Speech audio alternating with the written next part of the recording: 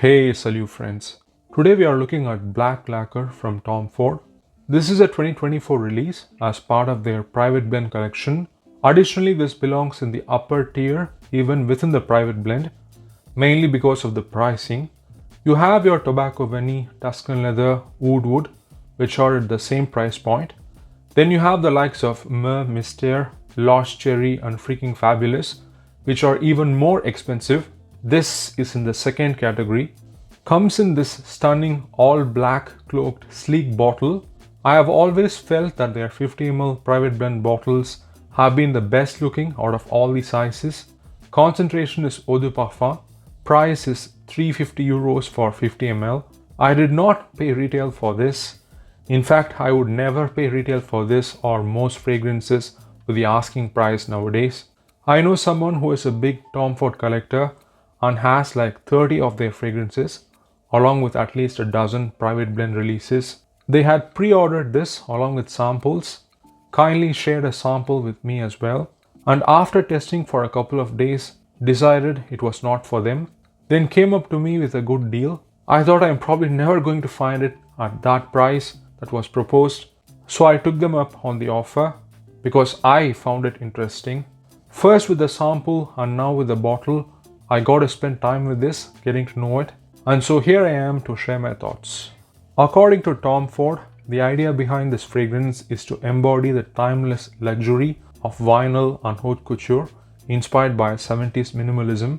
Outside that, black has always been the central color of the brand's aesthetic from their clothes, leather goods, fragrances, particularly the very first Black Orchid and of course Noir for Men and Noir de Noir, to their boutiques with lacquered wooden panels and furniture, even their design catalogs. Tomford himself wears black suit pretty much all the time like his uniform when he is out in public. And yes, of course, he is not at the helm anymore. Sold it in its entirety to Estee Lauder, who have always made their fragrances contrary to some misinterpretation. Still, taking inspiration from the man himself sounds fitting. I would imagine Estee Lauder would like to preserve the brand image as much as possible with the new creative director. So how does Black Lacquer smell? When I first spray this, right away I get the ink. They even particularly mention Indian ink. It is dark, fluid, sooty, papery, somewhat resinous and earthy. I also get the vinyl, which is this sort of industrial, medicinal, new car interior and artificial plastic-like smell without going overboard. Some freshness in there initially, in a way serving like a citrus opening. Right after, evidently it's dark, it's bold, clearly makes a statement that it's going to be this polished, brooding, unapologetic scent. I get quite a generous amount of black pepper as well. It is sharp, aromatic, spicy, yet brings in the warm, pungent, earthy nuances. There is this clean, birch-like smokiness coming in as well. Black is certainly the color it evokes. The olibanum, frankincense and the elemi resin also starts to come in during the immediate dry down. This is when it clearly reminded me of the fragrance black, which is one of my favorites from Comme des Garçons, though with time it goes in a different direction. For instance, along with the vinyl and ink, I also get this aged, boozy, sweet rum accord along with this dark woodiness that they claim is ebony. This does not have licorice either, which differentiates it from black, but this time I was reminded of another fragrance just from the indicated notes, that is Idole de Luban, which is kind of my reference for an ambery, spicy, rich, ebony rum fragrance, but that one stays boozy pretty much throughout. Another one was Ink from Acro, which is all about the coldness of the ink. Here the rum with the ink and vinyl are short-lived and retreat to the background after the first 15 to 20 minutes. So I don't get much overlap with those two in terms of the overall smell or the scent profile. There is this contrast of warm and cold facets in Black Lacquer. There are hints and references to other fragrances like Coeur de Noir from Beaufort, London and Costume National Cyber Garden. Ink can have a white floral, jasmine or lily of the valley like subtlety to it, which is present here as well. Then the ebony wood comes with its dark, somber woodiness with a smoky facet, setting the stage for the amber and incense. I can almost visualize the dark black streaks of the wood interwoven with lighter brown ones used in luxury cabinets, decorative veneers, and whatnot. As we advance with the dry down, the slightly chaotic opening settles down.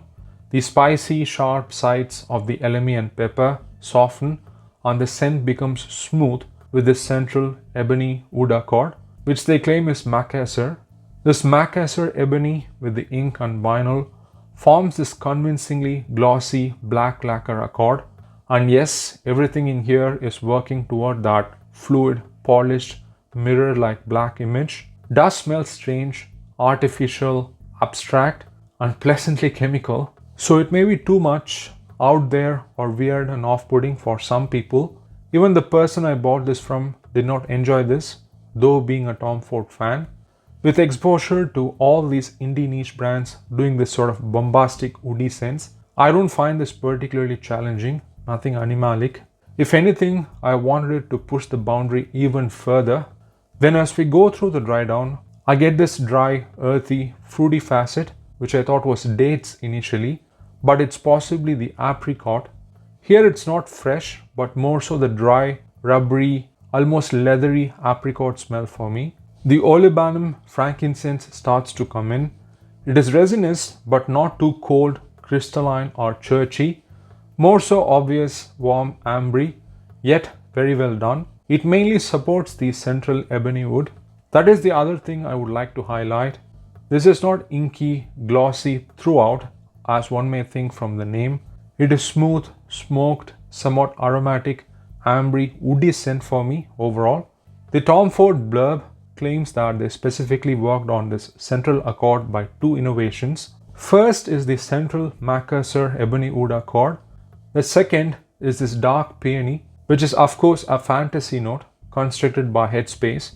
Real peony, which has this soft, rosy, floral smell, has not been extracted or distilled so far. I don't get anything overtly floral. It more so softens the edges of the central woody accord, the incense and spiciness, adding this slightly waxy, balmy character to the scent. In some ways like the rose in Antaeus, which coincidentally I have been appreciating, saying it has a lacquered finish this year. Amongst Tom Ford's recent releases, I do see some similarities between black lacquer and Ebon Fume and Mer Mystère. In terms of the woody resinous notes amongst some of the facets and materials used, particularly this potential captive called pepper wood used in some Comme des Garçons and artiste fragrances made by Givaudan perfumers. This leads me to speculate that the perfumer behind this composition could either be Rodrigo Flores Roux or Jan Vanier, both noteworthy perfumers from Givaudan. Rodrigo Flores originally made Ebon Fume and some others like Jasmin Rouge, Neroli Portofino and Sahara Noir. Jan Vanier has made Oud Fleur, Vanille Fatale and Velvet Orchid among others. But there is no one officially mentioned. We can only hope they give perfumers the credit accordingly in this day and age. Coming back to the smell, in the later stages of the wearing, the scent becomes more and more dry, woody, dusty and ambre. Thankfully, it does not fall apart like some of their latest releases. The development is very clean and streamlined. Later, I picked up hints of cedar, vetiver, patchouli and musks, some hints of vanillic sweetness as well. Once again reminding me of another fragrance. This time it's Lalic's Encre Noire because of the bitter, acrid, dry hints it has. It remains smoky, not ashy, charred or barbecue-like, more so dark and smoked.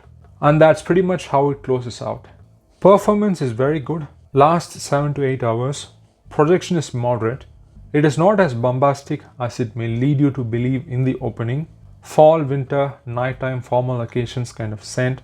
And here it is very particular because of the nocturnal, enigmatic character of the scent.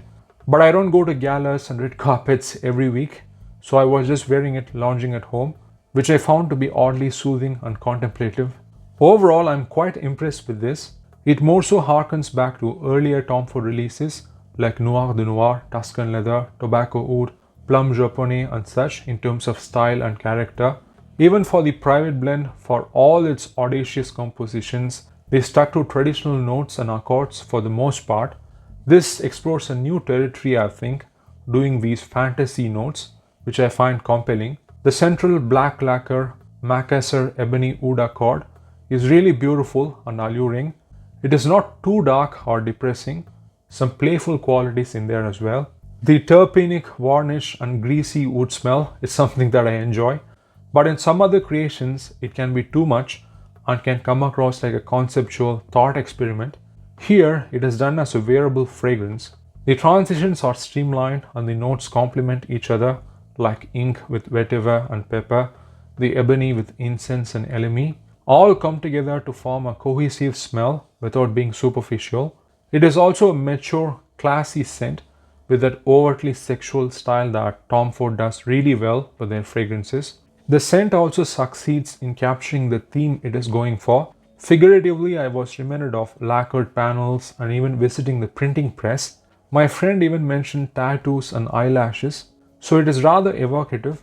This gothic, lucid, somewhat supernatural element is clearly present. You bet I'm going to pull this out for Halloween. There's a throwback vibe in there as well because of the dusty, dark woods, which can smell like vintage cabinets and furniture. Tom Ford fragrances have always had this intrinsic, old-fashioned outlook to them. The Chinese, Japanese, artistic origins of lacquer also need to be highlighted here. Now, in terms of drawbacks, I would like to mention 3 points. First, like I highlighted earlier, I wanted it to be even more bold, pushing further in an ideal scenario. Second is the later dry down. Yes, it is enjoyable in a predictable fashion, but I would have liked to have a twist here or a curveball there, adding additional complexity, optimism and layers to the central woody accord. Third is uniqueness. Of course, the notes and scent profile are done rather well, but these ideas have been explored before in the other fragrances comparisons I mentioned. As a bonus, the bottle is sleek and cool, but for heaven's sake, it is a fingerprint magnet. Also, please ensure the labels are centered. Even houses like Nasamato, DS Durga, Olfactive Studios, Kilian have tackled this kind of theme. That is not to take away from this. At the end of the day, black lacquer is its own fragrance. I just think with these elements, it would have gone from very good to being great and memorable in my book. Last point is the elephant in the room, which is the price. It has reached a point where it's starting to not make much sense anymore, even within the luxury ecosystem. I would never spend 350 euros on 150 ml bottle for this kind of scent profile. Unfortunately, I don't think it is going to stop. Soon we are going to see a 50 ml for $1,000, which is just mind-boggling. I'm at least glad that I got it before the fakes started to flood the market.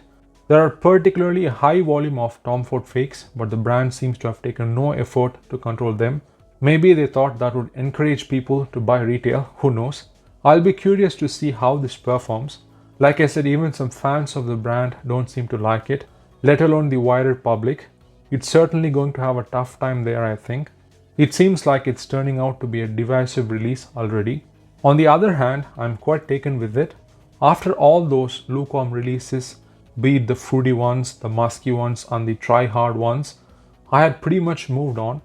I have also talked about how I completely missed the train on the initial private blend releases as I was still young at the time. It was this sort of aspirational brand when I got into the hobby. Then when I actually started to enjoy them, most of the ones that I liked were either discontinued, reformulated or became unaffordable. Now in 2024, who would have thought Tom Ford would come through with something like this? Having said all that, I'll be interested to see if this is just an anomaly, a one-off win or an overall change in direction. I appreciate brands with consistency more than those with one-off good releases. I'm not declaring this as a comeback for Tom Ford or back to form based on one release, but Black Lacquer is undeniably a very good one. I made a video on Beau du Jour claiming it was the last standout Tom Ford some time ago. Now I would move that goalpost to this and say Black Lacquer is the new standout Tom Ford and hopefully not the last. So there you have it, my reflection on Black Lacquer by Tom Ford. Thanks for watching, take care and ciao.